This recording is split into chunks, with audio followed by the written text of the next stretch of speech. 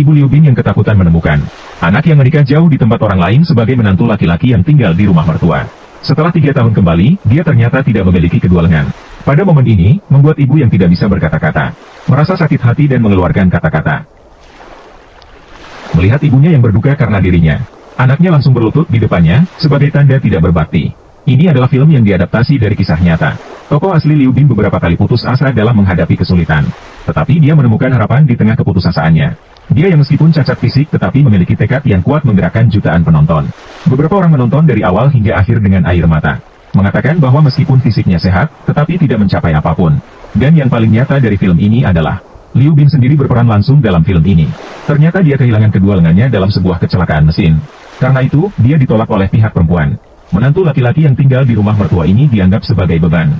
Dia langsung diusir oleh istri dan keluarganya. Bahkan anak pun tidak diinginkan lagi. Liu Bin benar-benar terjepit. Hanya bisa pulang dan berencana bergantung pada orang tua.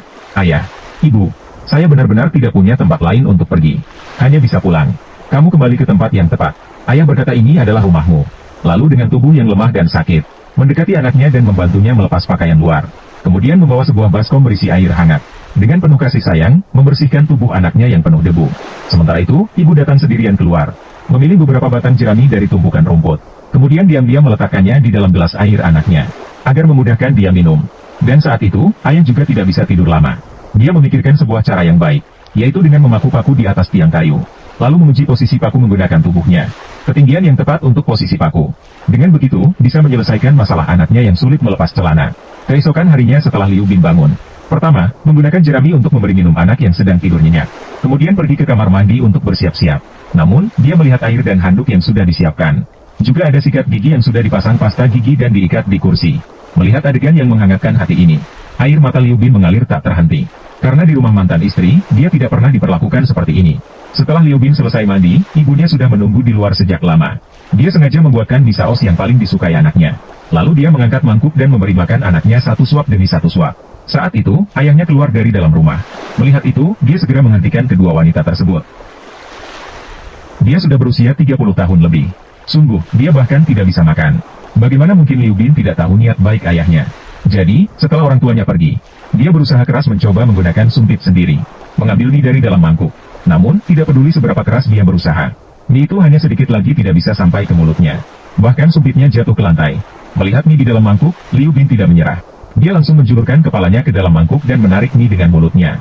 Lalu mulai memakannya dengan lahap. Ayahnya yang bersembunyi di dalam rumah melihat pemandangan ini. Dia menghapus air mata gembira yang penuh emosi. Tak disangka, pada saat itu terdengar beberapa gonggongan anjing. Liu Bin mendongak untuk melihat. Anjing di sampingnya juga berbaring di mangkuk untuk makan. Pada saat itu, Liu Bin benar-benar hancur. Dia mengeluarkan mie dari mulutnya.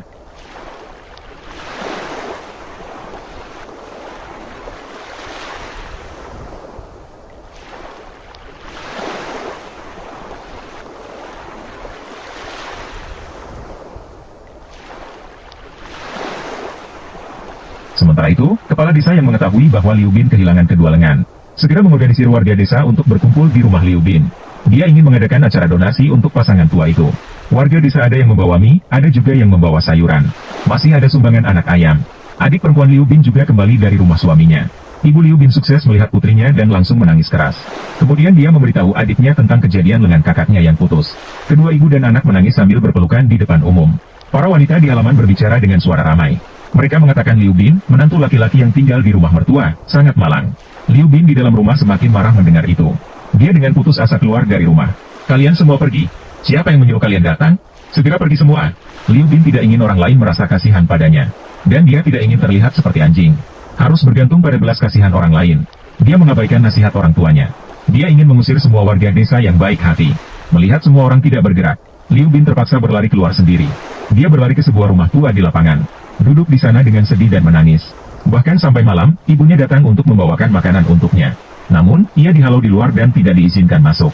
Ibu yang putus asa hanya bisa pulang. Keesokan harinya, adik perempuannya ingin pergi menasihati kakaknya. Namun, ia dihalangi oleh ayahnya. Tidak ada yang boleh pergi. Ayah berkata bahwa sekarang, siapapun yang pergi menasihati tidak ada gunanya. Justru, semakin dinasihati semakin mengganggu. Tunggu sampai ia mengerti sendiri, ia akan kembali. Jika ia tidak bisa mengerti, sekarang tidak bisa mengerti, seumur hidupnya tidak akan bisa mengerti. Tiba-tiba beberapa hari berlalu. Liu Bin duduk di sana tetap tidak makan dan tidak minum. Ia merasa hidup seperti ini tidak ada artinya. Daripada hidup dalam keadaan terpaksa, lebih baik mati saja. Sementara itu, seorang sekretaris yang turun untuk program pengentasan kemiskinan, sedang meneliti kondisi lingkungan desa. Ia kebetulan melihat Liu Bin yang akan melompat ke jurang. Kamu juga berdiri di sana. Kondisi Liu Bin, keluarga miskin tanpa lengan. Sekretaris Wang juga baru saja mendengar tentangnya, dan tahu bahwa ia sangat ambisius. Kamu memang harus berusaha keras. Tapi kenapa harus berusaha keras dan tidak menyerah? Aku hanya seorang penyandang cacat. Cacat ya cacat. Apakah tidak berguna itu tergantung pada dirimu sendiri. Dia juga menyarankan Liu Bin yang memiliki orang tua yang sudah tua, dan anak-anak yang masih kecil. Tapi Liu Bin sudah kehilangan semangat. Ia perlahan-lahan membalikkan tubuhnya, melangkah satu demi satu menuju tepi jurang. Untungnya, adiknya datang tepat waktu.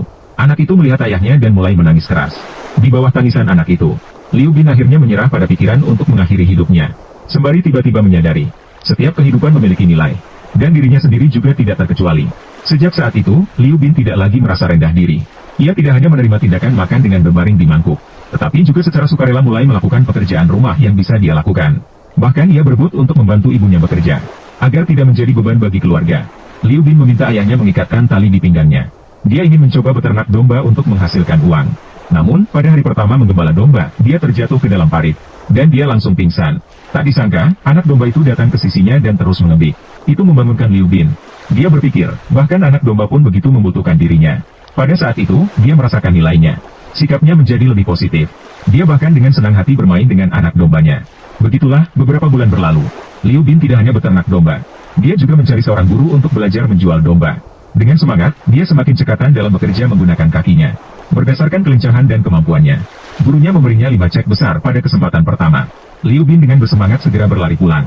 Dia meminta ibunya untuk mengeluarkan uang dari kantongnya.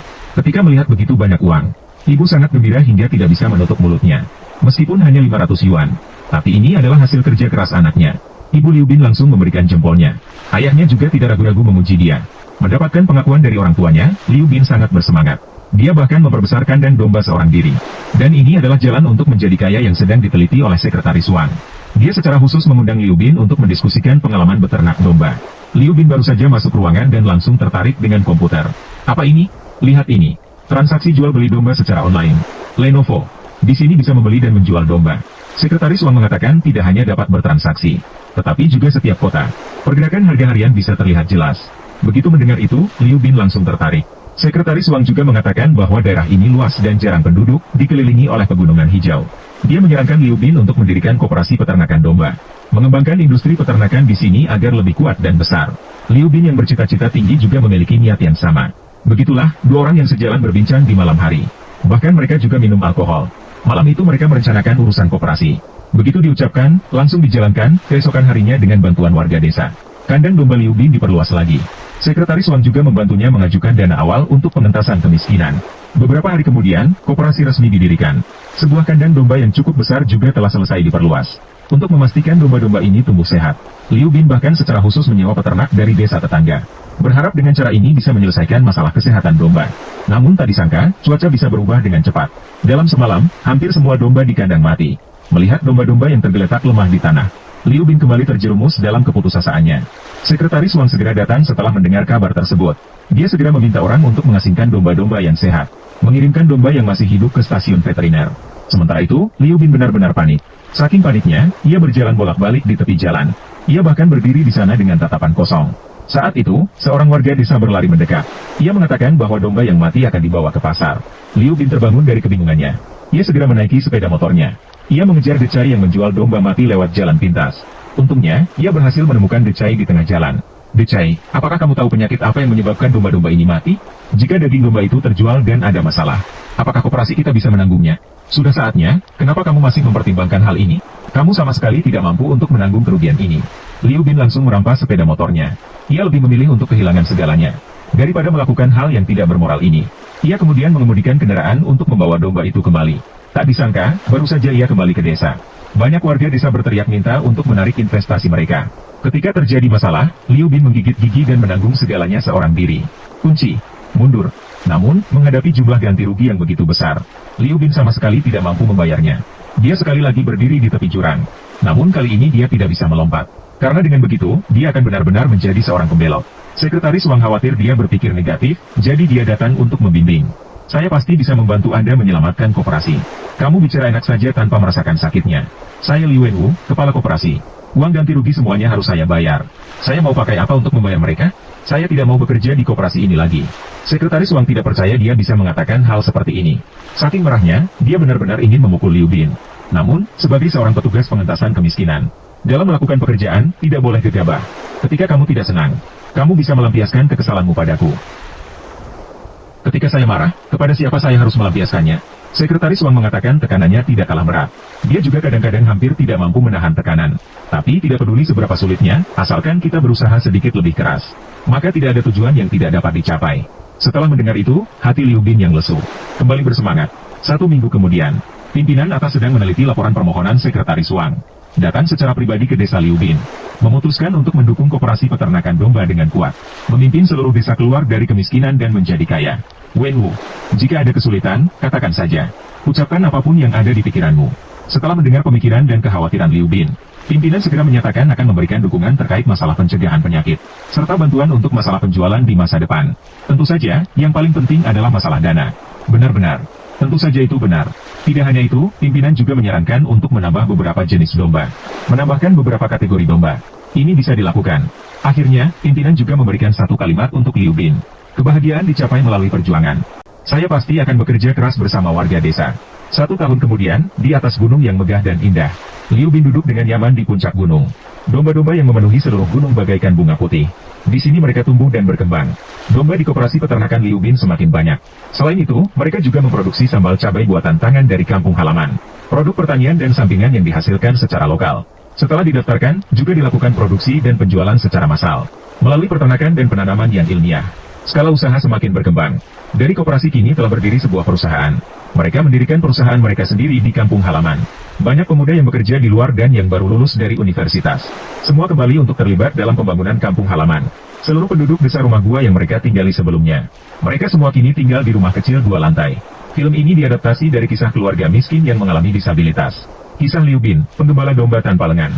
Liu Bin ditinggalkan oleh istrinya setelah kehilangan kedua lengannya. Orang tua di rumah masih lemah dan sakit. Namun, meskipun sangat miskin, dia tidak menyerah pada nasib. Sebaliknya, dia semakin bersemangat meski mengalami kesulitan. Dengan dukungan dari pemerintah, dia mengembangkan usaha peternakan. Setelah keluar dari kemiskinan, dia sangat berterima kasih kepada partai dan secara sukarela mendaftar untuk bergabung. Dia bertekad untuk membawa tetangga yang miskin bersamanya menuju jalan kemakmuran. Dia menjadi sosok tanpa lengan yang dipuji oleh masyarakat setempat.